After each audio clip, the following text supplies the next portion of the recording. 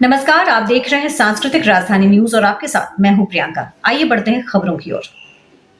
देवघर स्थानीय BEd college परिसर में महाविद्या की ओर से आयोजित 22वें देवघर पुस्तक मेले का उद्घाटन शनिवार को सूबे के राज्यपाल संतोष गंगवार ने किया। उद्घाटन समारोह को संबोधित करते हुए राज्यपाल ने कहा कि किताबों के प्रति युवा पीढ़ी में रुचि अब नहीं है। बच्चों के लिए लाइब्रेरी की जरूरत है। देवघर पुस्तक मेला झारखंड और देश भर में साहित्यिक, सांस्कृतिक और शैक्षणिक क्षेत्र में विशेष स्थान रखता है।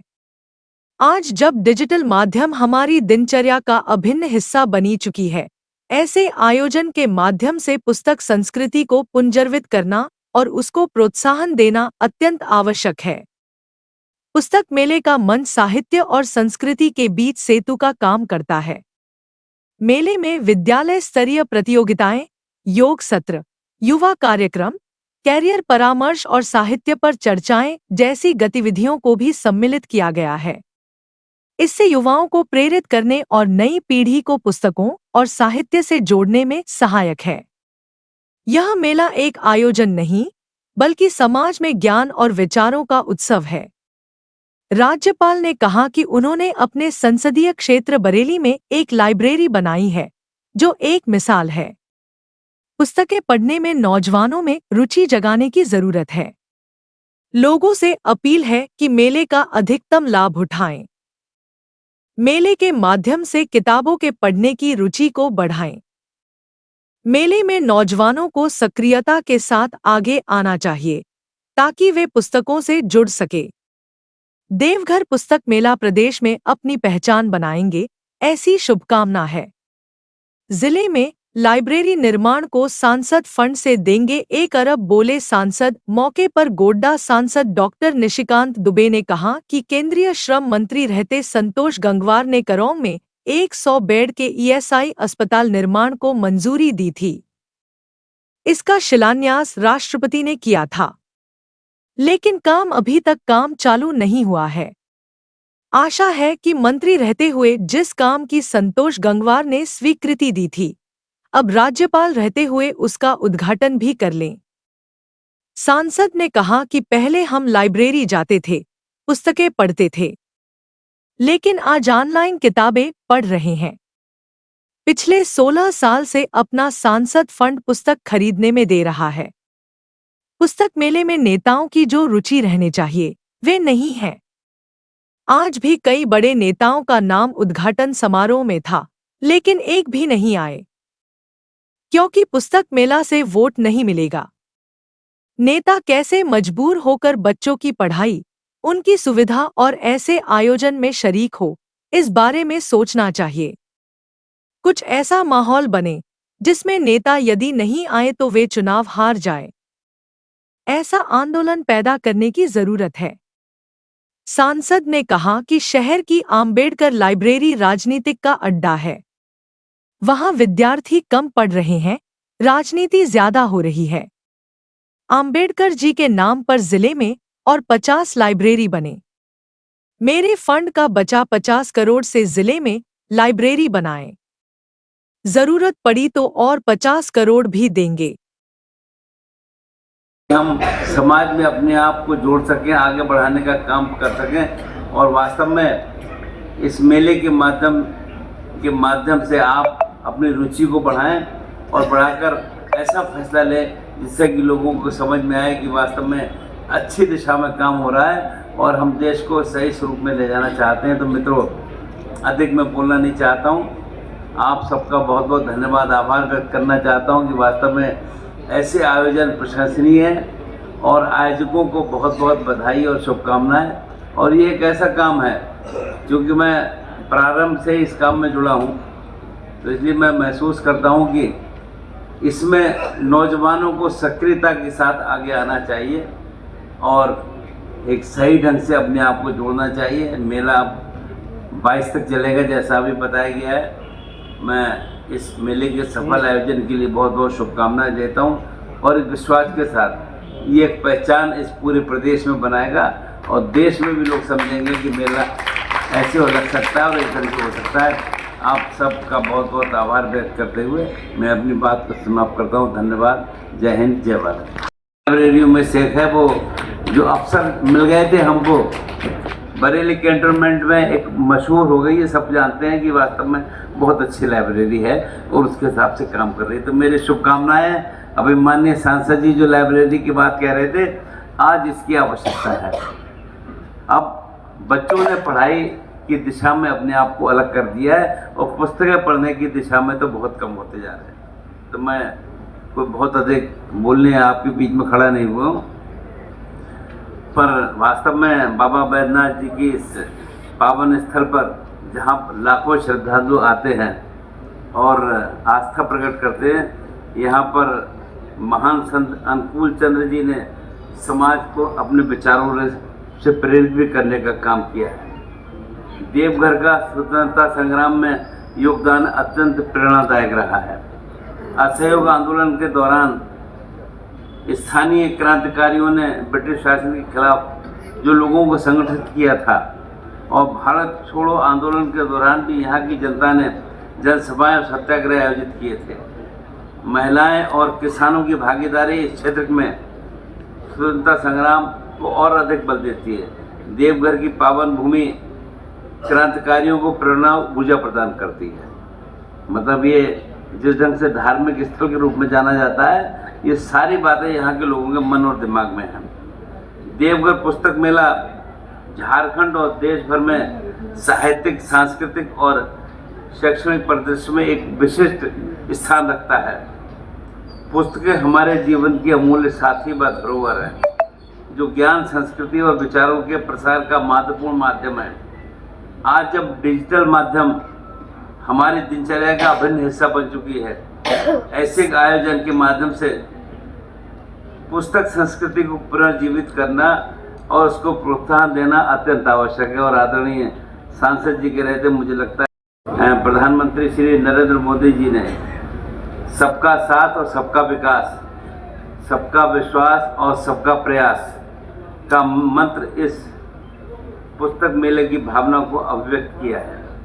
उनकी दूरदर्शिता ने ज्ञान और शिक्षा को बल देते हुए देश को विकसित भारत की ओर प्रेरित किया है। आदरणीय प्रधानमंत्री जी का मंत्र कि पढ़ेगा इंडिया और बढ़ेगा इंडिया का दृष्टिकोण इस बात को बल देता है कि शिक्षा और अध्ययन हमारे प्रगति का आधार है। ये मेला इसी सोच को साकार करने की दिशा में एक महत्वपूर्ण कदम है, ऐसा हम विश्वास करते हैं।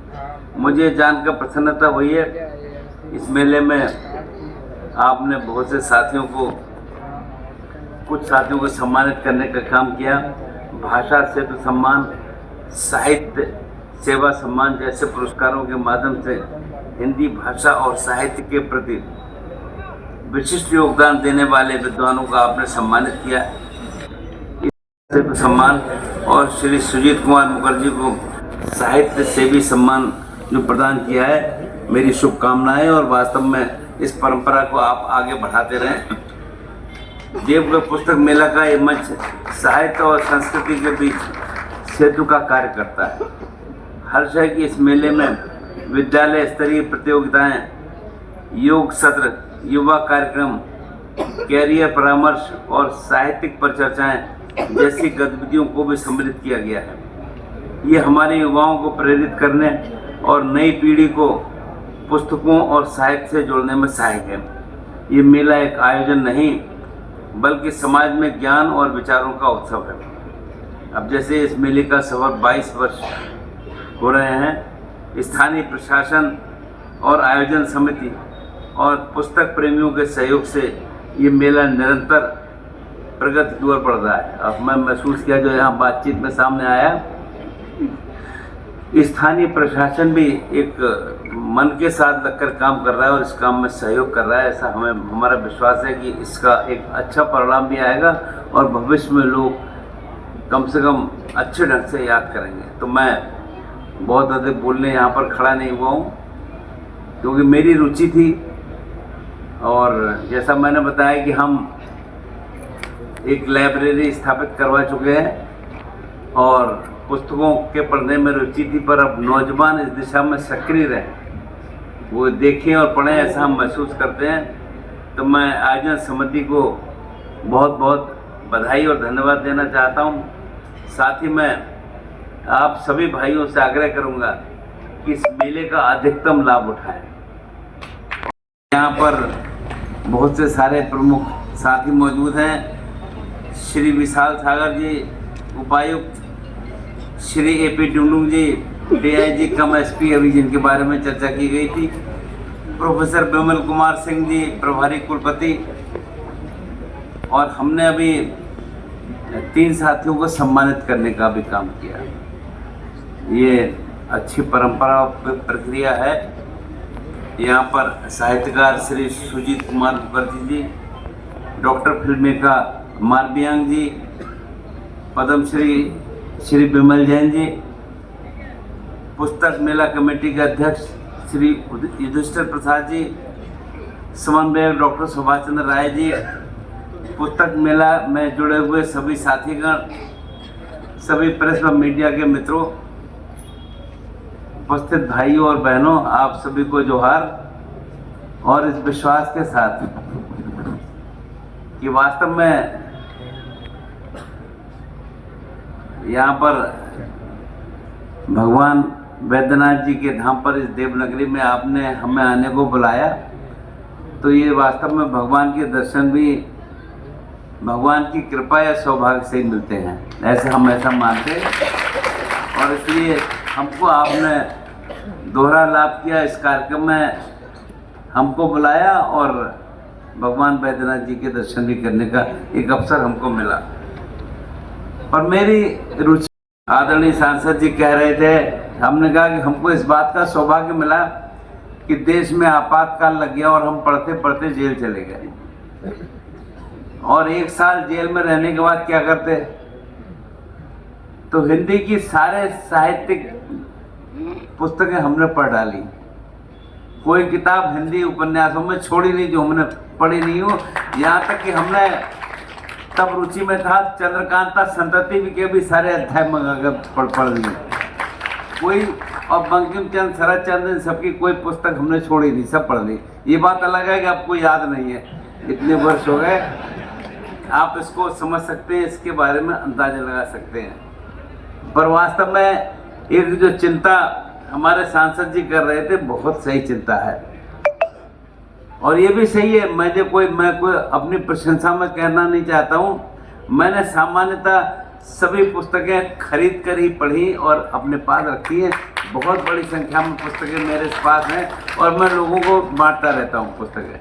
पर ये अलग बात है कि पुस्तकें पढ़ना मेरा बंद हो गया। लगता है कि अब देश के आदरणीय प्रधानमंत्री जी ने मौका मुझे फिर से दिया है कि मैं अब शाम को खाली होता हूँ तो पुस्तकें पढ़ूँ मैं। पर वास्तव में ये पढ़ना जो आपने चिंता व्यक्त की हमारे सांसद जी ने, ये वास्तव में सत्य है। अब नौजवान की रुचि इस ओर नहीं है।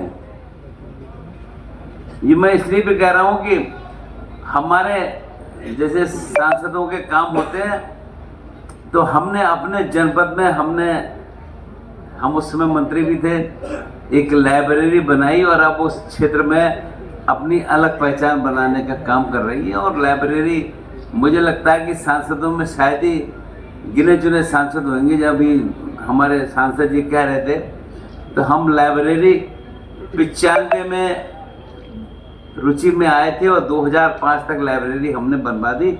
और बरेली क्षेत्र की उस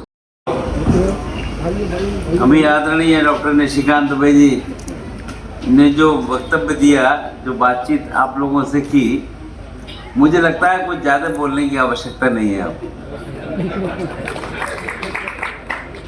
और हम लोकसभा में आपके साथ रहे, तो आपके ज्ञान से हम परिचित हैं। और हम इतना ही कह सकते हैं कि आप सब लोगों को बहुत बहुत धन्यवाद कि आपने ऐसे व्यक्ति को लोकसभा में चुनकर भेजा है।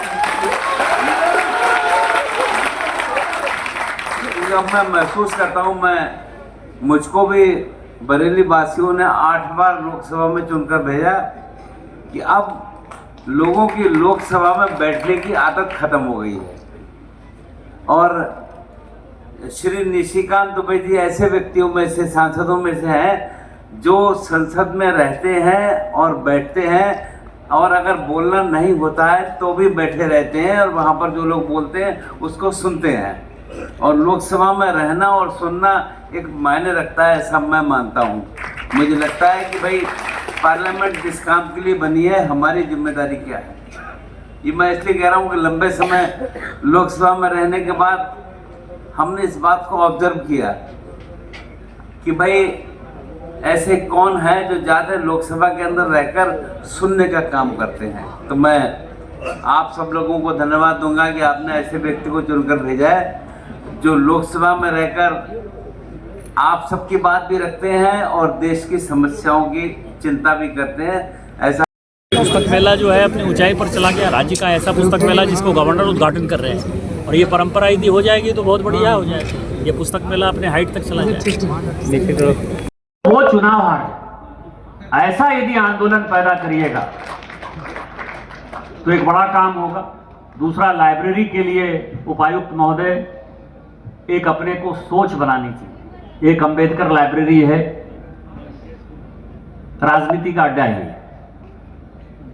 विद्यार्थी कम पढ़ रहे हैं, राजनीति ज्यादा हो रही है। हम लोग अंबेडकर जी के हैं नाम पर जिले में कोशिश करिए कि और 50 लाइब्रेरी इसी तरह की 50, क्योंकि हमारी जमीन है, सरकार की जमीन है, सरकार का पैसा है, मैंने पैसा दिया है उसको, क्योंकि इस तरह के चीजों में मुझे बहुत ही इंटरेस्ट है। आप मेरा वो 50 करोड़ रुपया जो बचा हुआ है उसको आप मान लीजिए कि मैंने आपको दे दिया लाइब्रेरी बनाने के लिए। आपको जहां लाइब्रेरी बनाना है बनाइए, दे दिया। और भी यदि आपको 50 करोड़ का जरूरत होगा मुझे बताइएगा। अभी मैं नेस वाडिया के साथ बैठा था, मैं एयरपोर्ट से उतरा, अभी मैं उतरा और मेरे से मिलने के लिए ही नेस वाडिया बॉम्बे डाइन का जो मालिक है वो एयरपोर्ट पर इंतजार कर रहा था। मैं उसको अभी घर पे खाना खिलाया, सामने मैं बैठा हुआ हूं। सारी फाउंडेशन 2-3 चीजों का तो आप मुझे ये कर दीजिए। एक, इंदौर जो है वो स्वच्छ शहर हो रहा है पिछले 8-10 साल से, वो मेरे लिए सबसे बड़ी समस्या का कारण है। मैंने अभी नेस से बात किया है, आप नगर निगम के साथ ऐसी व्यवस्था करिए, हमारी व्यवस्था करिए, नेस फाउंडेशन के साथ, वाडिया फाउंडेशन के साथ व्यवस्था करिए कि जहां नगर निगम के एम्प्लॉय फेल होते हैं या हम वहां उनको मैन पावर नहीं दे सकते हैं, वहां हम फाउंडेशन के सहारे, इंदौर नगर निगम ने भी वहां से चालू किया, आप वहां से चालू करिए। और हम चाहते हैं कि अगले साल हम इंदौर को कंपटीशन दें और साल 2 साल में देवघर लगातार स्वच्छ शहर बने। जितने लोग आते हैं तो उसके लिए। और दूसरा, मैंने तो अपना 50 करोड़ दे ही दिया, इसके अलावा यदि 50, 200, 300 करोड़ की आवश्यकता है, इस देवघर के लिए पैसे की कोई आवश्यकता नहीं है। पैसा जिसको कहते हैं कि वो पेड़ में फरा हुआ है, उसको केवल झुलाने की आवश्यकता है। आप करिए।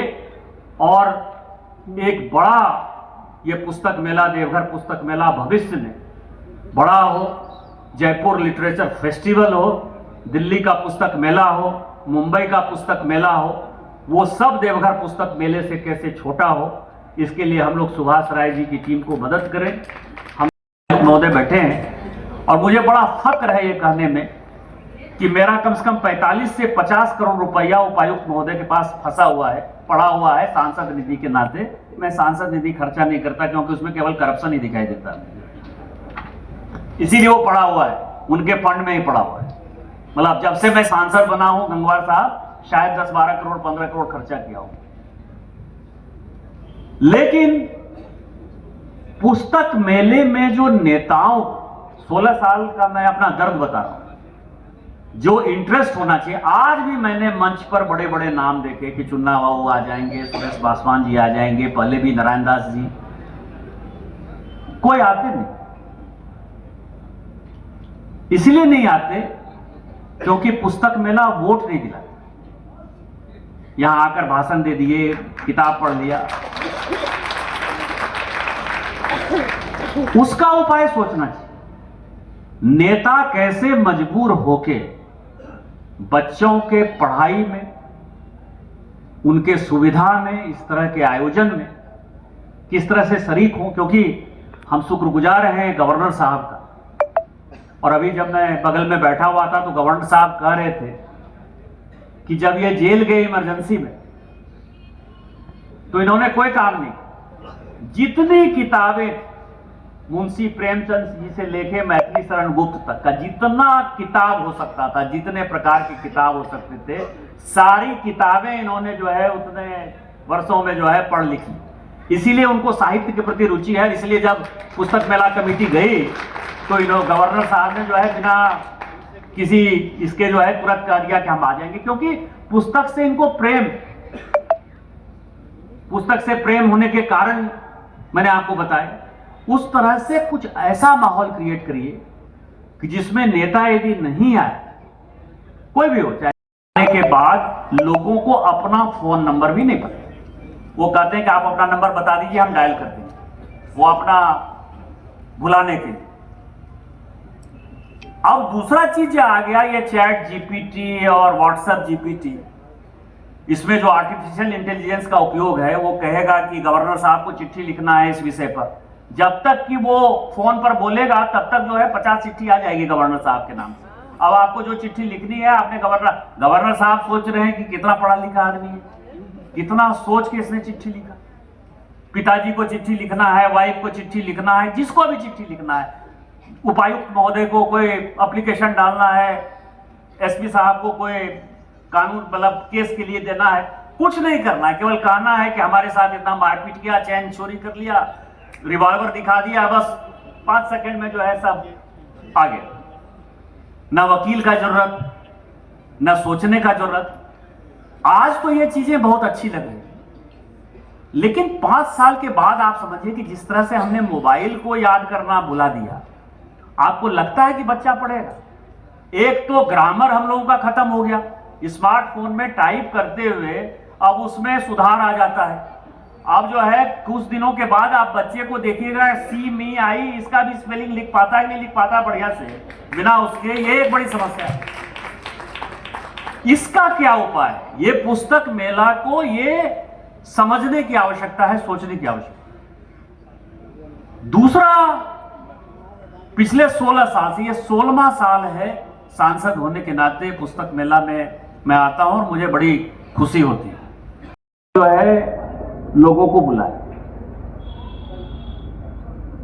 माननीय प्रधानमंत्री जी कहते रहते हैं, तो मुझे लगा कि इसको समझने की आवश्यकता है।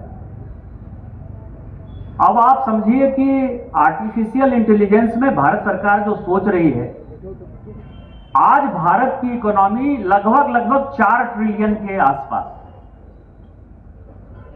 भारत सरकार की सोच है कि 6-7 साल में, मतलब आप समझिए कि आजादी के 75 साल बाद हम 4 ट्रिलियन पहुंच पाए। लेकिन भारत सरकार यह सोचती है माननीय प्रधानमंत्री जी के नेतृत्व में कि आगे 5-6 साल में केवल ये आर्टिफिशियल इंटेलिजेंस ही जो है हमारी इकोनॉमी को 1 ट्रिलियन बढ़ाए और 1 से 1.5 करोड़ लोगों को एडिशनल नौकरी देगा। सोच तो बहुत अच्छी है, काम भी कर रहे हैं। मैं संजोग से इसके लिए विशेष तौर पर, मेरा बेटा अभी लंदन से आया था तो उसको मैं लेके आया हूं, यहाँ दर्शक दीर्घा में बैठा हुआ है, वही नौकरी करता है।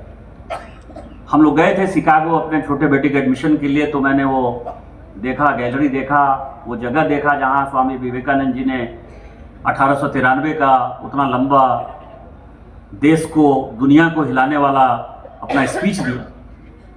जो नई शिक्षा पद्धति जिसके लिए कि विवेकानंद जी जिंदगी भर लड़ते रहे और जिसके लिए उन्होंने काम किया और हम इतने वर्षों से काम कर रहे हैं, उसके लिए वो ईश्वर चंद्र विद्यासागर और राजनारायण बोस से मिलने के लिए यहां 3 बार।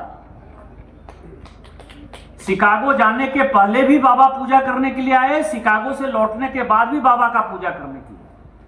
तो विवेकानंद जी का जुड़ाव देवघर के साथ इस तरह से है, इसलिए हम यदि पुस्तक मेला उद्घाटन करते हैं तो उसके पीछे रीजन। दूसरा, 1938 और 1939 2 बार जो सुभाष चंद्र बोस जी कांग्रेस पार्टी के अध्यक्ष बने, तो शायद बहुत कम लोगों को पता होगा कि यहां जो सत्संग आश्रम है उनके वो शिष्य थे, ठाकुर अनुकूल चंद ठाकुर जी के शिष्य।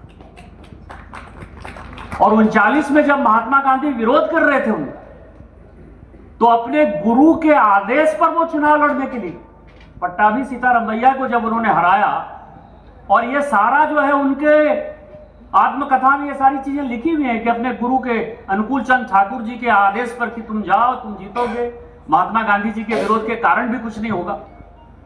तो ये दोनों विभूति कांग्रेस के साथ ऐसे जुड़े रहे, और उसमें यदि पुस्तक मेला 12 जनवरी से चालू होता है और 23 जनवरी को खत्म होता है, तो मुझे लगता है कि देवघर उसके लिए सबसे अच्छा जगह है दोनों का जन्म जयंती मनाने की। नोटबंदी की डिमोनेटाइजेशन हो गया, कुछ लोगों को वो अच्छा लगा, कुछ लोगों को बुरा लगा, और जिस पार्टी को डॉक्टर मनमोहन सिंह जी बिलोंग करते थे, कांग्रेस पार्टी, उसको तो और भी बुरा लगा। स्टैंडिंग कमेटी के नाते उसकी स्क्रूटनी कर रहे थे हम, और एक दिन गवर्नर उर्जित पटेल जो है वो फंस गए। मतलब उनको कांग्रेस के सभी लोगों ने ऐसा घेर लिया कि लगा कि अब रास्ता ही नहीं निकलेगा। तो मेरे बोलने से पहले डॉक्टर मनमोहन सिंह जी ने कहा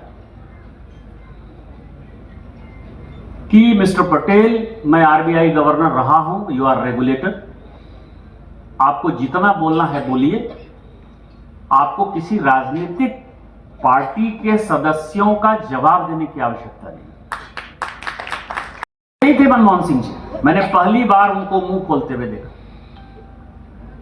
दूसरा, मुझे ज्यादा बोलने की आदत है, तो एक दिन जो है मैं बोलते बोलते बोल गया कि ISI जो है, स्टैटिस्टिकल इंस्टीट्यूट जो है, जो महालनोबी साहब ने बनाया, मैंने कहा वो तब बना था जब 33 करोड़ इस देश की आबादी थी, और गिरिडीह, आपको ध्यान हो, बगल में गवर्नर साहब महालनोबी साहब ने यहाँ 200 एकड़ जमीन दी है।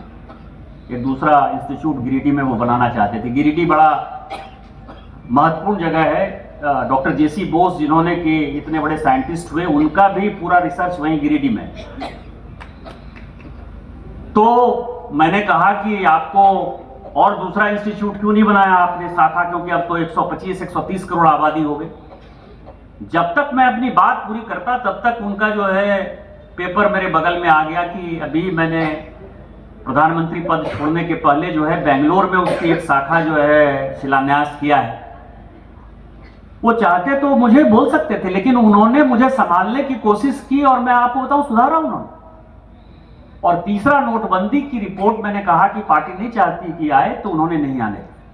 तो मेरा ये कहना है कि ये सारा शिक्षा जब आपके मन में हो, देश के प्रति करने की कुछ भावना आपके मन में हो, तो आप कई एक चीजों से जो है ऊपर उठ जाते। ये पुस्तक मेला कमेटी अब 2 चीजों के लिए करती है कि जैसे अभी सुजीत बाबू ने कहा कि कल विवेकानंद जयंती है, तो 12 जनवरी उनकी जन्मतिथि है, तो उसके आधार पर यह चालू हुआ, और सुभाष चंद्र बोस 23 जनवरी जो है वो पूरा होगा।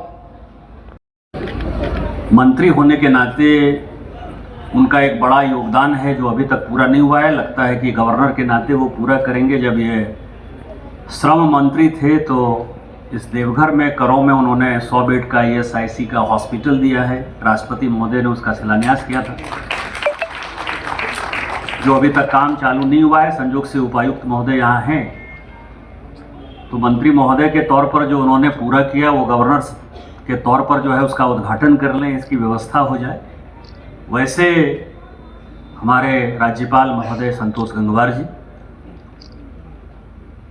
मंचासीन यहाँ के उपायुक्त विशाल सागर जी, देवघर का एक सौभाग्य है, बड़े बड़े शहरों में होता है, दिल्ली में, बम्बई में, झारखंड में भी, शायद धनबाद में हुआ। हमारा सौभाग्य है कि एक DIG जो है यहाँ के SP हैं, यहाँ के DIG साहब कम SP साहब सुजीत मुखर्जी साहब, हनमिका जी, विमल जैन साहब, और जिनके कारण हम लोग यहाँ मुझे काम करने का मौका मिला। वैसे हमारे पूर्व प्रधानमंत्री डॉक्टर मनमोहन सिंह साहब, देना चाहिए था पुस्तक मेला आयोजन समिति को। रतन टाटा जी, यदि झारखंड नहीं होता तो टाटा नहीं होता।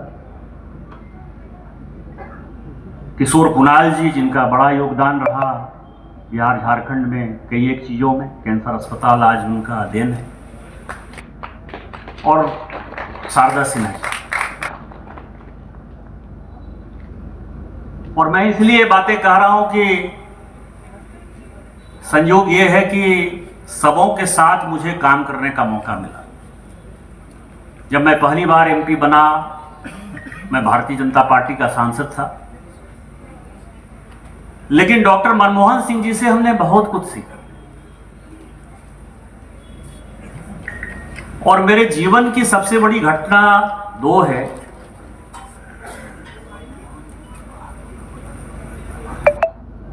ठीक है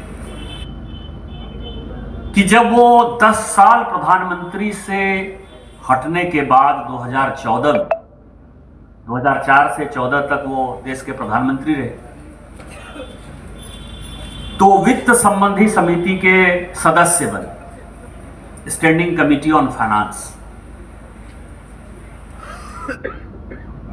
और उसी तरह से उस व्यक्ति को मैंने एक सांसद के तौर पर देखा, मतलब जो पूर्व प्रधानमंत्री रहा, जिसको कि कमेटी में आने की आवश्यकता नहीं है। उस कमेटी के चेयरमैन वीरप्पा मोइली साहब थे, उनके पार्टी के सदस्य, जहां के एक साधारण सदस्य होते हैं। कोई ऐसा कमेटी का मीटिंग नहीं था जिसको कि डॉक्टर मनमोहन सिंह जी ने अटेंड नहीं किया। संयोग से मैं भी उस कमेटी में था। और 2004 से लेके 2019 तक 5 साल